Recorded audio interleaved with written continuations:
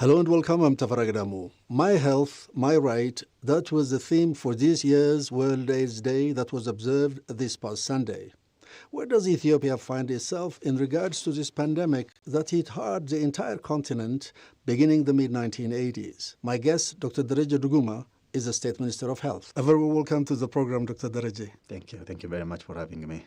So you have this year's theme, My Health, My Right. How does that translate to the Ethiopian context? Thank you very much. As you have rightly mentioned, this year we commemorated World AIDS Day for the 36th time in Ethiopia, and actually it's for 37th time globally. And the theme for year is My Health, My Right. And this can be translated into Ethiopian setting as reaching out to vulnerable populations and also providing HIV control and prevention activities for all people without any background, regardless of their ethnicity, regardless of their origin, regardless of their sex or where they are located. So it means addressing every segment of the population with all primary HIV prevention and control activities in Ethiopia. So when you say vulnerable, what comes to mind as far as this disease is concerned is the young, right? Yeah.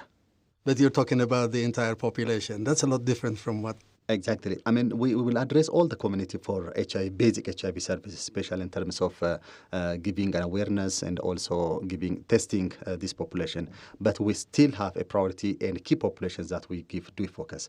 For example, the key populations that we are talking about in Ethiopia are the female commercial sex workers, and mostly the youth population, especially the mobile youth population that migrate from place to place for as a daily laborer or for different development activities. And we also focus on long truck drivers, and especially in terms of adolescents, young women. They are risky part of the population. So, I mean, we will give some more refocus on these people, but we would like to address all the population. We want to leave no one behind in terms of accessing to HIV services. But as we have said, we also have these key and priority populations, which we always prioritize them. When you come to the long list of your interventions, which comes first? For example, now, I mean, stigma and discrimination. Exactly. The stigma and discrimination, we follow every year. There is a monitoring mechanism for stigma and discrimination. And yes, of course, what comes first is the key population. We actually stratify to three areas, the key populations. And these key populations are the female commercial sex workers, and then the people using injectable drugs, and then the long truck drivers. And also adolescent young women on the key populations. On the priority populations, we'll address mobile young populations that travel from place to place to seek development activities or for job opportunities. And this will come. And then the other part of the population, I mean the general population, and some other will follow necessarily. But in the beginning, I remember in the 1980s through the 1990s, stigma was at its peak. People with HIV/AIDS were very much discriminated. And it was very, very difficult, actually, to run into someone who would voluntarily say, yes, I am HIV positive. That was out of the question. But that's not the case these days, is it?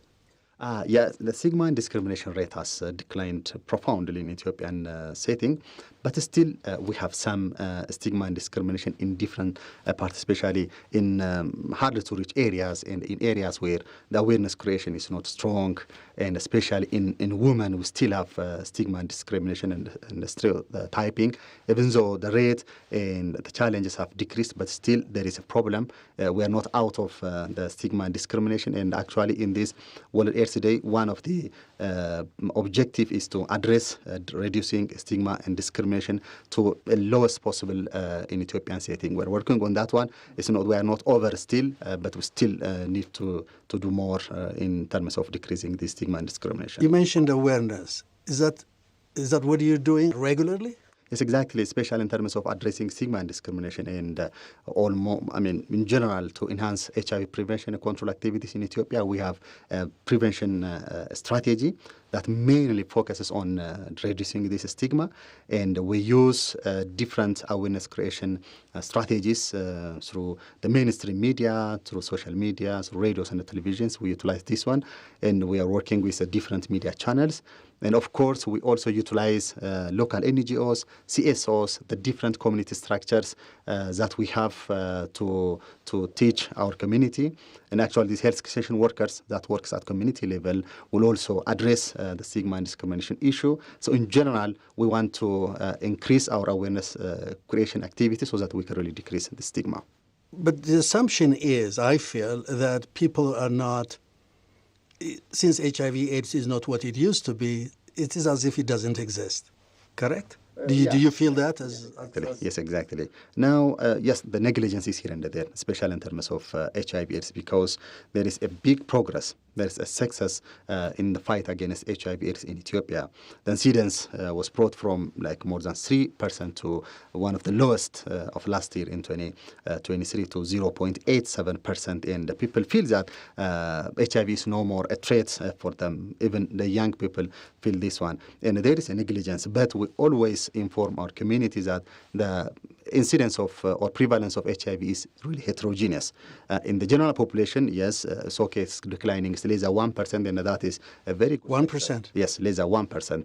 That's very good success. But there are some areas with higher incidence. For example, in Addis, it's more than 3.2%. In Gambela, it's around 3.2%. So some regions have, or city administrations have, higher incidence. And also in some segment of the people, for example, in female commercial sex worker, the incidence and the prevalence is quite very high, more than 15%.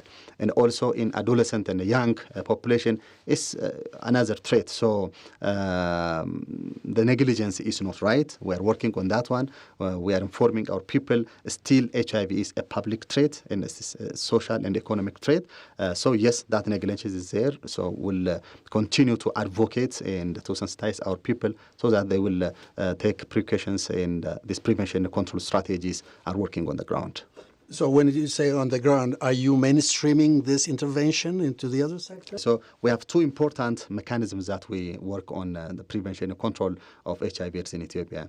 One is we have at all level this HIV council, especially at regional level and also at federal level. So all sectors come together and they evaluate the HIV prevention and control activities at all level, how people are benefiting from it, and especially this vulnerable population benefit they got, and also people living with HIV, how they are progressing with their livelihoods in general. So that is a leadership mechanism. And the second one is a mainstreaming. We have mainstreamed HIV prevention and control activities into all sectors. I mean, it is not the issue of health sector alone. So every sector have to work on that one. So we are mobilizing funders. We are giving training for people, and sectors have to advocate, have to create also awareness for their constituencies and anyone who gets service from that specific sector. So that mainstreaming is working. There are some challenges. It's not as it used to be. There are some negligence still in the sectors, but still we are mobilizing resources, and we are working with other sectors to give focus in all areas. When you say constraints, when you say challenges, can you explain a bit more? Yeah, the challenges are, sectors are expected to mobilize 2% of their budget toward this prevention and control of HIV/AIDS. So most of them are doing, but there are some who doesn't abide to that regulations. We're working with those specific sectors to correct that problem. And also after even mobilizing those sectors, there are some specific HIV specific areas that they need to execute. There are also some challenges, shortage on that one. But I think most of them are now aware of the HIV threats that is really surfacing again. With further coordination platforms that we have, I'm sure sectors will be on board going forward. What platforms are you talking about? The platforms, we have this at leadership level, as I have said, there is a council, HIV council at different level, but at ministry level, there is a platform where the sectors come together and evaluate what they have achieved through this mainstreaming activity. So we meet every 3 months with them. So they give us reports on what have been achieved, and we also rank these sectors according to the activities that they have performed. So there is a platform that we meet every 3 months to see the progress. progress. When you say platforms, you find it very difficult to kind of bring together multiple actors, sit down, chart the way forward, and start acting upon it and overseeing what has been done and what has never been done, and so on and so forth. That's what I'm talking about. It's quite a massive, quite a huge intervention, probably a critical one in the course of fighting HIV/AIDS or addressing those issues that relate to HIV/AIDS. Is that a correct assessment? Yes, exactly. I mean, the HIV prevention and the control activities are really cumbersome activities. There are many activities that sectors have to perform. Most of the clinical activities are undertaken by the health sector in terms of addressing with, for example, antiretroviral treatment, diagnosing them, availing the drugs is the health sector's mandate, but the other sectors have to work on the other social and economic part of the activities. So, yes, many sectors have to come together, but it's even beyond the sectors. NGOs, local CSOs, international NGOs have also their own part. We have platforms at different level, actually. With sectors, we have a specific sector platform, but with NGOs, with CSOs, we also have another platform where we discuss especially on the financing part or resource mobilization part. You mentioned ART, antiretroviral therapy. Where do you stand today as far as that treatment is concerned? I remember in the beginning it was very difficult to source that treatment in a way. Yes, exactly. One of the success of Ethiopia, especially in the fight against HIV/AIDS, is providing ART services for the HIV-infected people. So that's one of the success. So we have this 395 target, and the first 95 target is making sure that people know their status. So we are at 90%. But the second one is to make sure that all people which are infected with HIV gets ART at proper time and with a proper follow-up. So currently, 94% of people who are tested and who are positive for HIV are receiving ART treatment. So in number, it is 513,000 people are currently receiving antiretroviral treatment, and we are procuring these drugs every year with more than 100 million USD, and different governments and the different partners are also funding that one. So we have adequate funding and we have adequate drugs, and stock on hand is more than 6 months and sometimes 3 months. So there is no problem, and we are really addressing this in a very good way. So as far as drugs are concerned, you have no problem? No problem at all, yes. The supply is there? Yes, it's always. It's there. But do people adhere? Adherence is, especially during conflict-affected areas and in some hard-to-reach areas, there are some problems. So we have been addressing that one. So we are using peer-to-peer educators. We are using health extension workers. We have been also using local NGO CSOs to support people who are taking this ART drugs. And we have lists of those who are prone to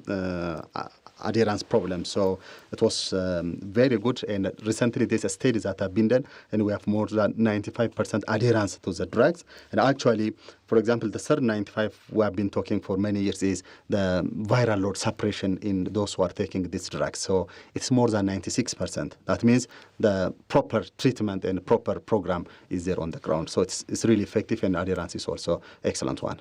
So, as far as funds for this disease, for addressing HIV/AIDS in Ethiopia is concerned, you're talking about funds that you source from international donors, right? Yeah. This is, to a degree, a donor-driven intervention. Yes, you are right. Most of HIV support were, and even now, depend on aids from foreign aids. So, this is a reality in many African countries, actually. So, most of the support come from the U.S. government through PEPFAR. PEPFAR, yes, through PEPFAR. So, we receive more than 105 million USD every year. And over the last 25 years, PEPFAR invested in Ethiopia and HIV setting more than 3 billion USD. So, that was one of the biggest support. And then global fund, we have a global fund that works on HIV, malaria, and TB. So every year we receive more than 86 million USD, and mostly for laboratory diagnostics and also for the drugs.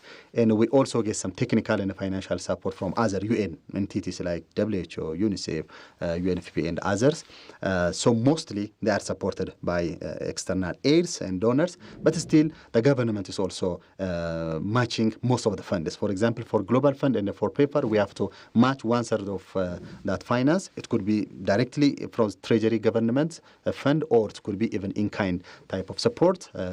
We are also matching that one. And even from the Treasury, every year the government is increasing the allocation. And recently we are also working on domestic resource mobilization from the community and also from the different structures we have at low level. And even the regional presidents are now committing some funds. What that would be a drop in the ocean. Very, very small one. But the fear is we don't know. These external aids will decrease. I mean, they have been decreasing over the last many years. It was not as before. Now we are getting even a smaller amount when we compare to what we have been getting before 10 years. So we don't know what will come. So as a government, we have to at least start to see the aids are decreasing, and we have to mobilize local resources. Otherwise, as we have said, more than 90% is coming from aids. What challenges do you see facing in this intervention in the years ahead, for example, in the next 10 years? The challenge is still... you mentioned some, of course. Yes, exactly. I mean, this financial part is still very important because some of the UN entities are now requiring the government to even fund the drugs. I mean, so far, we have never procured drugs. So we have been covering other routine activities, especially for monitoring and evaluation, for supervisions, and for training of our healthcare workers. But now they also require the government to invest more, and that may really challenge us given the fiscal space that we have now. That will be one problem. And the other thing is still the awareness and the social and behavioral change, communication. I mean, we have to really modify the way we approach with our community, because especially in the youth still contributes to more than 60% of new HIV incidences. For example, this year, in 2023, new HIV infection happened in 7,400 people, and out of these, 65% of them are the young people. So they practice risky sexual behavior. So that will be another important area that we need to focus. And actually, the leadership commitment at all levels matters a lot. So if even the negligence is also found around the leadership, so they think that the health worker, the health sector will really respond to HIV epidemic. So, I mean, the negligence at leadership level is also very important. And most of these HIV patients are now aging, and the risk of having other concomitant infections like diabetes mellitus, hypertension, especially in NCDs, 35% of these HIV patients have now chronic diseases. So the days may go high and the treatment costs may go high. So these are some of the areas that needs to be addressed. Dr. Dereje, it was a pleasure having you on my show, and thank you. Thank you. Thank you so much. Thank you for having me.